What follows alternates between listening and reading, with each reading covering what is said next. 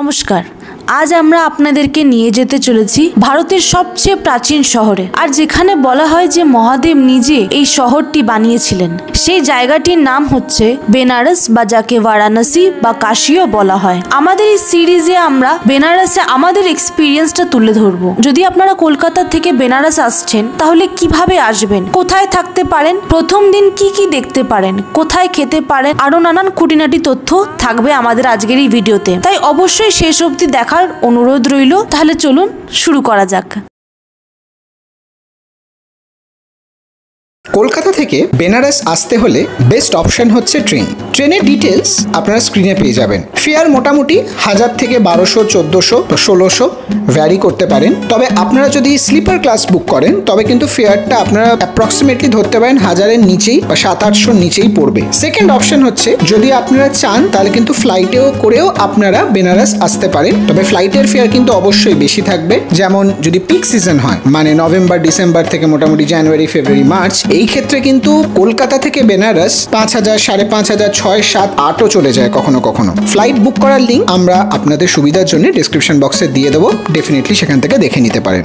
আমরা বারাণসী স্টেশনে নামার পর সেখানে অনেকগুলোই অপশন দেখলাম। এক হচ্ছে আইদার অটো বা টোটো। আপনারা আপনাদের নির্দিষ্ট হোটেলে বা হোটেলের কোনো খুব নিয়ার বাই কোনো জায়গায় আপনারা পৌঁছে যেতে পারেন। এবার আসে হচ্ছে আমাদের কত টাকা পড়েছিল। আমরা আমাদের হোটেল পৌঁছানোর জন্য আমরা বারাণসী থেকে দুটো অটো বুক করি, যেটা আমাদের পার অটো 250 করে পড়েছিল পিডিআর মল অব্দি। পিডিআর মল থেকে আমরা দুটো রিক্সা করে পৌঁছে গেছিলাম গির্জাঘর থেকে আপনাদের গোদুলিয়া চক খুব একটা ডিস্টেন্স নয়।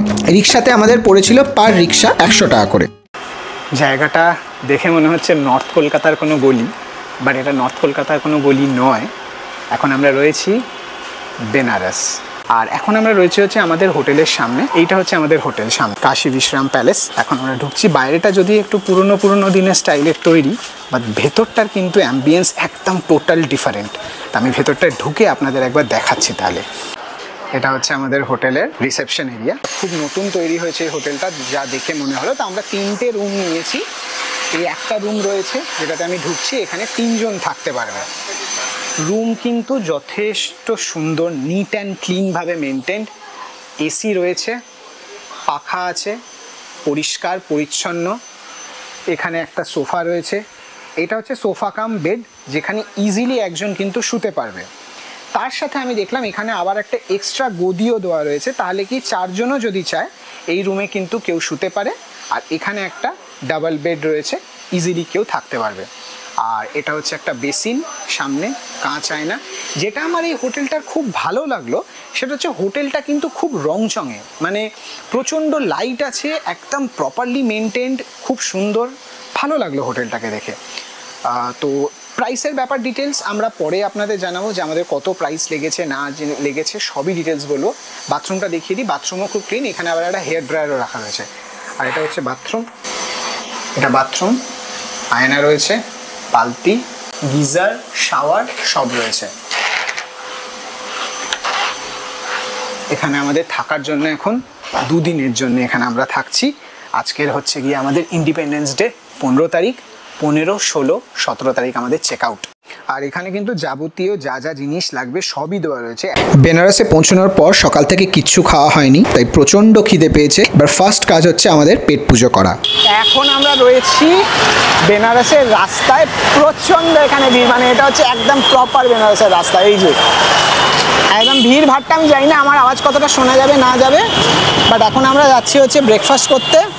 যেটা আমাদের হোটেল থেকে রেফার করলো যে ভালো জায়গা, সেটা হচ্ছে মধুর জলপান বলে, যেখানে আমরা এখন ব্রেকফাস্ট করতে যাচ্ছি। আর এখান থেকে বোধহয় সবাই বাবার মন্দির থেকে ফিরছে, তাই জন্য দেখুন সব মাথায় তিলক কাটা সবাই সেই বেসিসেই ফিরছে সবাই বাবার মন্দির থেকে। প্রচণ্ড আওয়াজ, বাট বেশ ভালো লাগছে, খুব ভালো লাগছে। অনেক দিন ধরে ইচ্ছা ছিল বেনারস আসবো, বাট কোনোভাবে আসা হয়নি, বাট এখন ইচ্ছা আছে যে দেখা যাক কেমন হয় না। এই যে সোজা যেটা দেখতে পাচ্ছেন সেটা হচ্ছে গদলিয়া চক। ওখান থেকে আমরা একটা গলি দিয়ে বেরোলাম আমাদের হোটেলের ওখান থেকে। আমরা এদিকে এখন ব্রেকফাস্ট করতে যাচ্ছি। মধুর জলপান বলে একটা জায়গা আমাদের হোটেলের যে দাদা আছে সে রেকমেন্ড করলো। দেখা যাক কেমন জায়গাটা।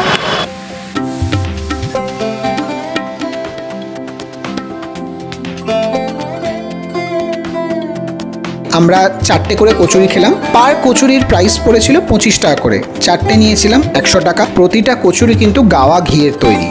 সাথে আমাদের মিষ্টি চাটনিও দিয়েছে। তো আমি এখন খেয়ে দেখি কেমন খেতে এটা। এই কচুরি এখানকার প্রচণ্ড ফেমাস, ভালো খেতে। তবে এখানে কিন্তু সব কচুরি আটার, আমাদের বাঙালিদের যেমন হয় হচ্ছে ময়দার কচুরি, কিন্তু এখানে একটাও নয়, সব আটার কচুরি। কিন্তু টেস্ট খুব সুন্দর, দারুণ খেতে কচুরিগুলো, ভালো খেতে। আমরা নিয়েছিলাম হচ্ছে সাথে জিলিপি। এখানে জিলিপি কিন্তু পিস হিসাবে বিক্রি হয় না, গ্রাম হিসাবে বিক্রি হয়। তো আমাদের টোটাল 250 গ্রাম মতো জিলিপি নিয়েছিলাম। এইবার আসি হচ্ছে বেনারসের মেন অ্যাট্রাকশন, বলুন তো কি? সেটা হচ্ছে বেনারসি পান। একদম ছোট্ট গুমটি দোকান ছিল যেখানে বেনারসি পান সাজছিল। তো সেই বেনারসি পানগুলো আমরা খেলাম, একেবারে টোটাল ডিফারেন্ট খেতে আমাদের এখানকার মিষ্টি পানের থেকে। পার পানের দাম 50 টাকা করে নিয়েছিল। তো এখন বাজে 4:48 আর আমরা এখন ফ্রেশ হয়ে আমাদের লাঞ্চ ফাঞ্চ যেমন দেখালাম আগে, যে ব্রেকফাস্টেই আমাদের লাঞ্চ হয়ে দাঁড়ালো। তো সেই সব খাওয়া দাওয়ার পর আমরা একটু রেস্ট নিলাম, কেন কালকের থেকে আমাদের অনেক ধকল চলেছে। আর এখন খেয়ে দিয়ে আমরা বেরোলাম একটু আশেপাশেটা দেখতে। আর ইচ্ছা আছে আজকে কাল ভৈরবের মন্দিরটা একবার দেখার, কেন এমন বলা হয় যে এখানে যদি এসে আমরা প্রথমেই কাল ভৈরবের মন্দিরে না যাই তাহলে নাকি পুরো বেনারসের ট্রিপটাই ফেল হয়ে যায়। তা সেটা করলে চলবে না, তাই আমাদেরকে প্রথমে ওখানেই যেতে হবে। ওখান থেকে তারপর ইচ্ছা আছে একটু ঘাটে যাবো, একটু দেখবো কি আছে না আছে, কোনো ভালো ভালো জায়গাতে যদি খাবার পাওয়া যায় সেগুলোও খাবো। তো চলুন যাওয়া যাক। তো যেমন আপনাদেরকে বললাম যে আমরা কাল ভৈরব মন্দিরের দিকে যাচ্ছি। এখান থেকে আমরা 4 নম্বর গেট যাব প্রথমে। সেইখান থেকে 4 নম্বর গেট পৌঁছিয়ে গেলে ওখান থেকে অটো ছাড়ে, সেটা করে যাওয়া যাবে। তো এটাই আমরা আপাতত ভেবেছি, যাওয়া যাক। এখানে প্রচণ্ড ভিড়, গ্যাঞ্জাম, আর সেখান থেকে বাইক গাড়ি ঢুকে যাচ্ছে।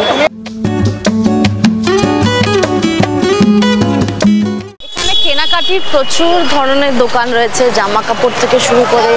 তারপরে আপনারা যদি এই যে দেখুন কি সুন্দর ছোট ছোট সব স্কাল্পচার্স রয়েছে, এগুলোও পাওয়া যায়।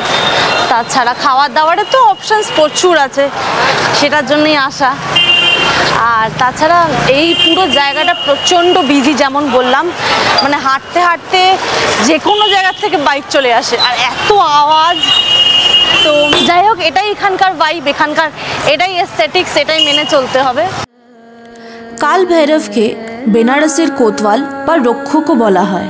এমন মানা হয় যে যদি কাশী এসে কাল ভৈরবের দর্শন বা অনুমতি না নেন তাহলে কোনো মন্দিরের দর্শনই সফল হবে না। কাল ভৈরব মহাদেবেরই এক উগ্র রূপ, আর কাল শব্দটার অর্থ হয় মৃত্যু আর সময়। তাই এমনও মানা হয় কাল ভৈরব মনের ভয়, মৃত্যু আর সময়ের ভয় কাটিয়ে দেন।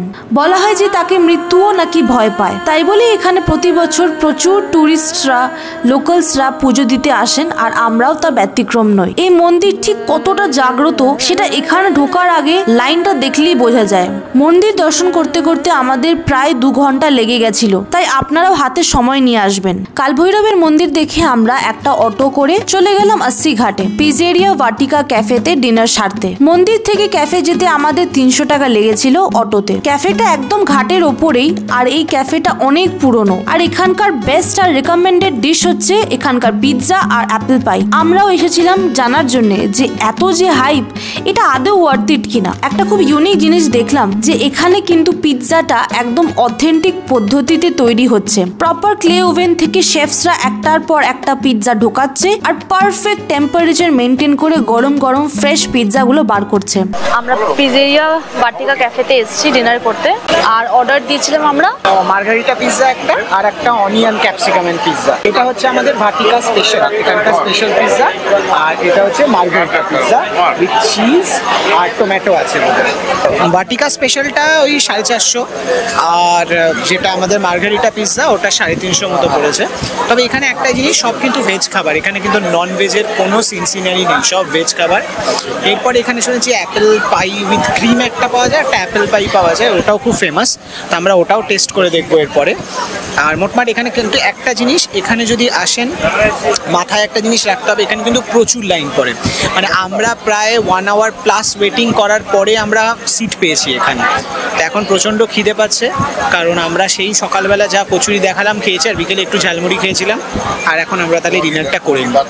লোকেশনটার অ্যাম্বিয়েন্সটাও অসাধারণ ছিল, একদম গঙ্গার সামনে, আর খাওয়ার টেস্টও ভীষণ ভালো। তবে যেহেতু ক্যাফেটা খুব ফেমাস তাই খাওয়ারের কস্টটা কিন্তু একটু বেশি বলে মনে হলো compare to the quantity. Overall একটা খুবই ভালো এক্সপিরিয়েন্স হলো। যাই হোক, আমরা এবার ডিনারটা সেরে নিই তাহলে। আপনাদের সাথে দেখা হচ্ছে আমাদের নেক্সট ভিডিওতে। Till then take care and good bye.